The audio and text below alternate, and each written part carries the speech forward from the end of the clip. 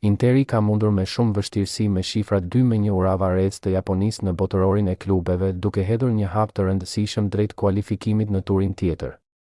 Për zikaltërit një gol në shtesë nga Karboni solli 3 pikët me përmbysje në një ndeshje që mund të shkonte shumë keq. Christian Aslani, pas duelit që nisi përsëri si titullar, theksoi se sfida kishte qenë e vështirë për shkak të qasjes së kundërshtarëve që luanin në mbrojtje. Por ai theksoi se ekipi kishte bërë mirë të kthente situatën në një moment kur dukej se edhe mund të eliminohej. Çfarë vështirësisht ndeshët pasi pësuat një gol dhe si e menaxhuat ndeshjen? Patëm pak probleme pas golit, edhe për faktin se ata u mbrojtën shumë mirë, ishin shumë poshtë dhe ne kishim vështirësi për të lojtarët mes linjave. Në pjesën e dytë u kthyem me 3 në mesfush dhe ndoshta bëm më mirë. Ata u kthyen edhe më poshtë, u bë shumë të vështirë për t'u kaluar. Megjithatë, ne u treguam të aftë të siguronim këtë fitore, e cila ishte me të vërtetë shumë e rëndësishme. Cilat janë aspektet që duhen përmirësuar për të shmangur pësimin e golave? Sigurisht që është një aspekt mbi të cilin duhet të punojmë.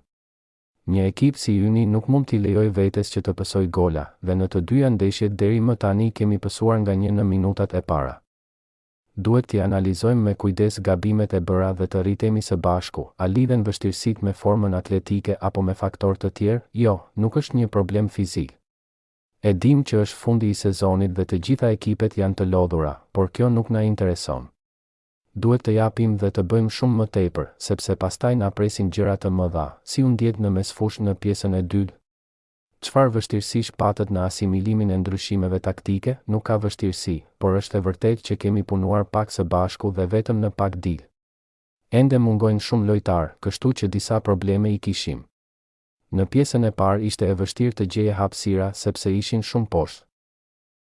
A ju ndihmon kjo fitore edhe mendërisht për pjesën tjetër të turneut? Po, absolutisht. Ne donim të fitonim me çdo kusht sepse ishte një objektiv i rëndësishëm.